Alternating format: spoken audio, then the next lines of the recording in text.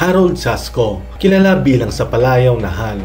Nakatira ito sa Kansas City. Ipinanganak noong September 11, 1961 sa lugar ng Doseville, Florida. 12 silang magkakapatid. Nasabi ng mga kapatid niya na mabait at maresponsibilidad si Hal. Isa rin daw itong matulungin sa mga gawaing bahay. Kusa daw itong tumutulong kahit hindi inuutusan. Kaya hindi na nagtaka ang mga kapatid niya na maging successful ito sa buhay. Dahil pagka-graduate niya ay nagbukas ito ng isang pizza shop. Pagkalipas ng 2 taon ay nagbukas na si Hal ng isa pang branch ng kanyang pizza shop. 1990, lumipat sila ng bahay sa Lawrence dahil sa isa nilang branch ng pwesto doon. Kasama niya ang kanyang magandang asawa na si Ana at ang kanyang anak na si Mendez. Nagbukas ulit si Hal ng pangatlong branch. Ito ay sa city ng Topeka. Talagang umunlad at naging matagumpay ang negosyo ni Hal. Lagi siyang nakatutok sa mga branch niya. Madalas niya itong pasyalan at kamustahin. Sa sobrang busy niya sa trabaho bilang negosyante, ay nakalimutan niyang isa rin pala siyang ama. Ang asawa at anak nito ay kailangan din ng atensyon at kalingan ni Hal.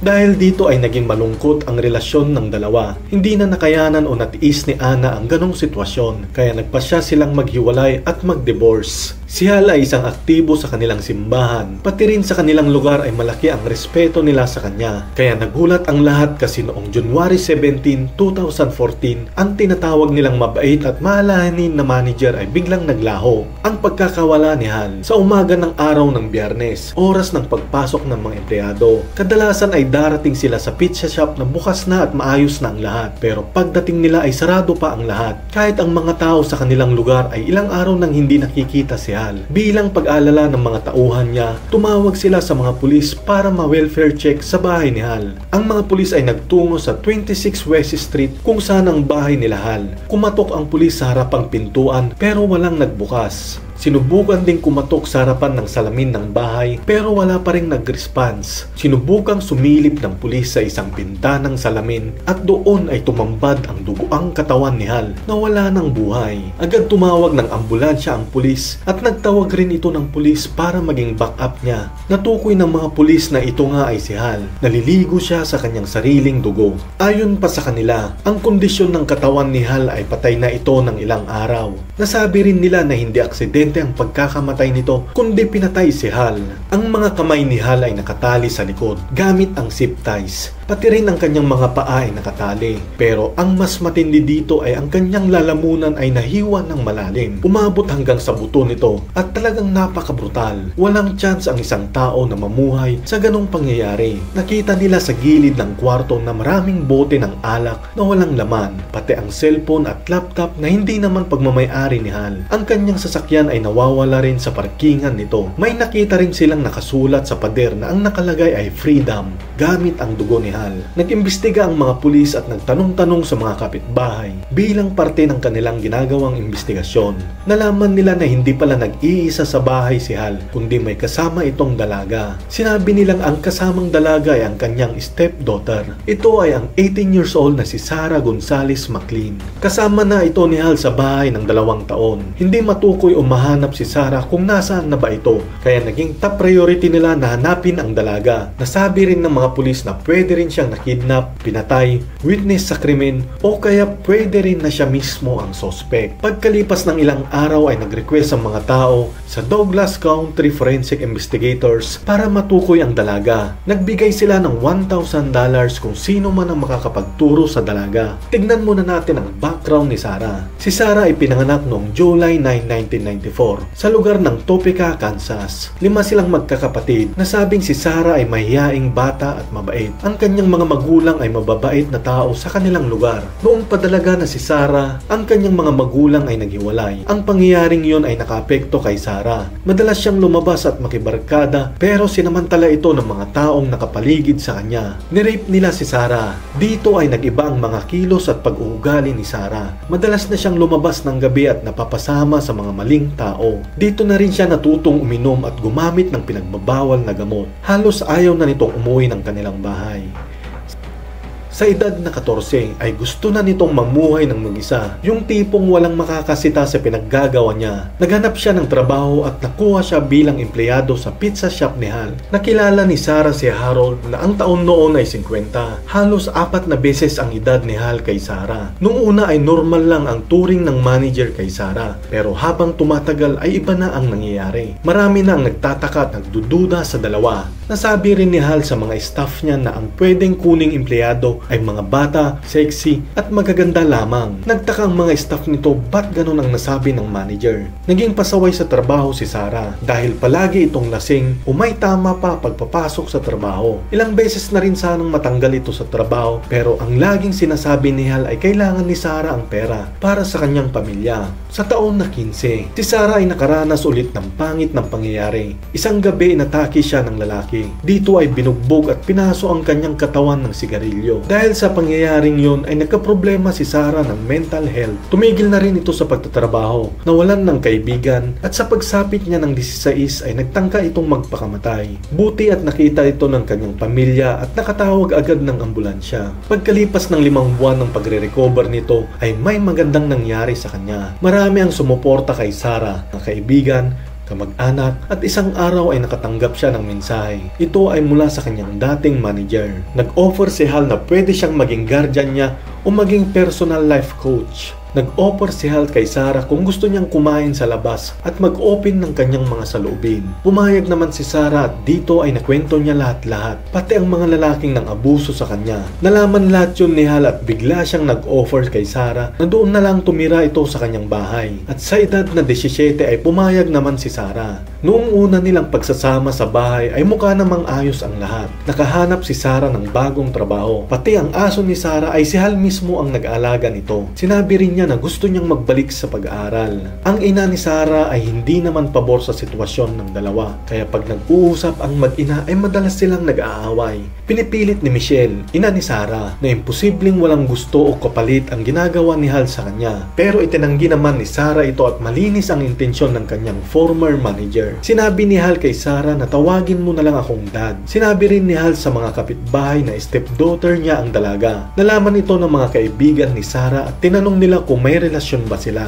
Sinabi lang ni Sarah na kaibigan lang daw niya si Hal. Nung pagsapit ni Sarah ng 18 taong gulang ay dito na nagsimula ang kakaibang ugali ni Hal. Imbis na ilayo ito sa mga bisyo ay siya pa mismo ang bumibili ng alak at mga droga. Sinabi rin niya na pwede lang siyang umalis sa poder ni Hal kung makakabayad na ito sa kanya. Lahat ng kasamaan ay ginawa ni Hal kay Sarah. Walang nagawa si Sarah kundi ibigay ang mga gusto ni Hal sa kanya. Pati na rin ang pakikipagtalik kay Hal ay wala siyang kontrol dito. Kung ano man ang oras na gusto at kung ano man ang ipapagawa sa kanya ay hindi dapat tumanggi ang dalaga. Nagtagal ang pangyayaring ito ng 10 buwan. Nag-offer din si Hal kay Sarah para ipaayos ang kanyang ilong, pati rin ang kanyang mga gums at ang kanyang breast implant. Pumayag naman ang dalaga dahil ginusto naman niya ito. Umabot ito ng $16,000 at babayaran na lang ito ni Sarah kung may pera na ito. Tinakot din ni Hal ang dalaga. Sinabi niya kung aalis o tatakas ka sa aking bahay ay mahuli rin kita dahil marami akong koneksyon at sa matataas na tao.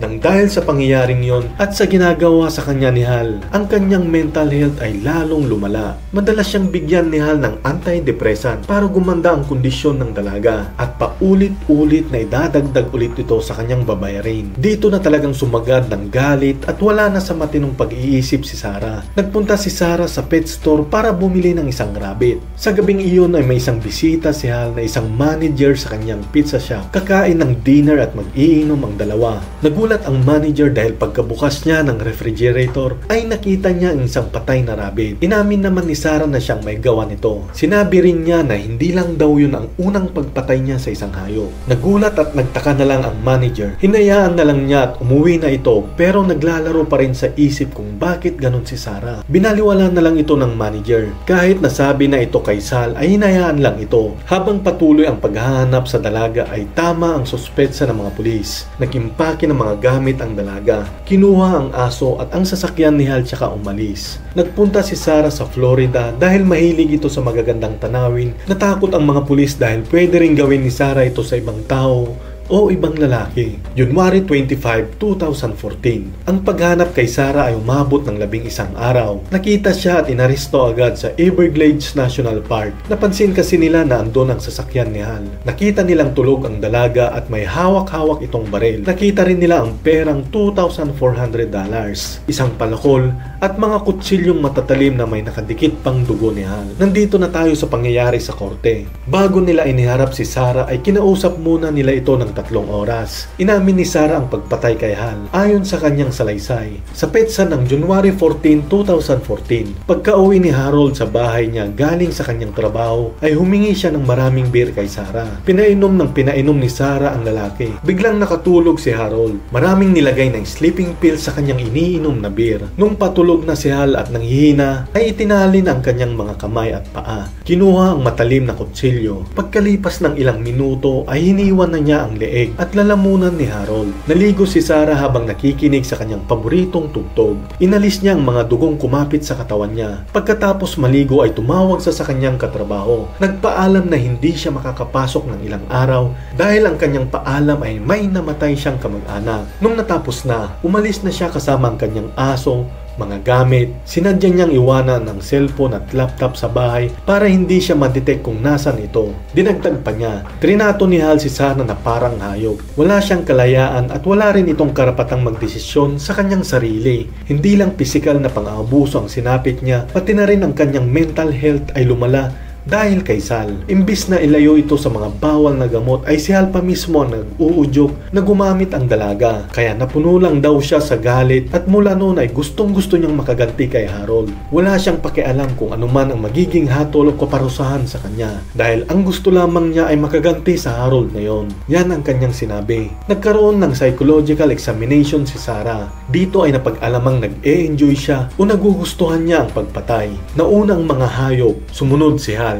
Aminado ang dalaga na habang ginagawa niya ang pagpatay ay may kung anong ligaya ang nararamdaman niya. Nakita rin na may sakit si Sarah na pagiging makakalimutin o temporary memory loss. Meron din itong dissociative identity. Ito yung sakit na sa tingin niya ay may dalawa o mahigit pa na karakter sa kanyang sarili. Bawat isa sa kanila ay may kanya-kanyang katangian at pag-iisip. Pwede silang maging magkaibigan o magkaaway sa isipan ng tao. Isa itong mental disorder. Sa kanyang isip, si Sarah ay may iba-ibang pangalan at karakter, gaya ng Vanessa, Alice, Mila, at isang babaeng walang pangalan. Si Alice ay isang mabait, masaya, at maalahanin na side ni Sarah. Si Vanessa ay isang palaban na babae. Si Mila ay mahinhin at magalang. At ang huli ay ang walang pangalang babae. Ito ang pinakamalungkot sa kanila. Lahat ng trauma at depresyon na nangyari sa kanya ay ang babaeng walang pangalan ang sumasalo sa lahat. Nasabi ni Alice na gusto na niyang magpakamatay. Pero sinabi ng isang karakter sa isipan niya na wag mong gagawin yan, Alice. Pagkatapos mag-usap ng mga karakter ni Sarah ay napagdesisyonan nilang patayin na lang si Harold. Ginawa lahat ng mga judge ni Sarah na ilaban ang kaso niya bilang self-defense pero mahirap i-convince ang mga judge dahil inamin mismo ni Sarah na gusto niya talagang patayin si Harold upang makaganti. Kaya kinasuhan si Sarah ng murder. Hinatulan ito ng panghabang buhay na pagkakabilanggo at magkakaroon naman ito ng parol pagkalipas ng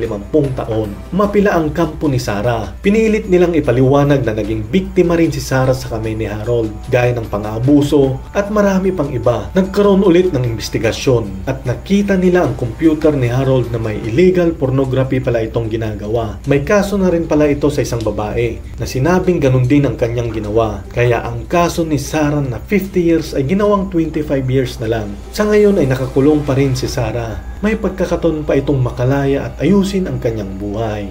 Ano sa palagay niyo, kababayan? Naging biktima lang ba talaga si Sarah? Kung ano man ang inyong comment or sagot ay pwede niyong ilagay yan sa baba. Kaya mag-ingat tayo mga kababayan sa ating mga desisyon kung ano ba ang nararapat. Kung gusto niyo po ng ganitong content ay pa-subscribe, share at palike na rin po. Maraming salamat, ingat at God bless.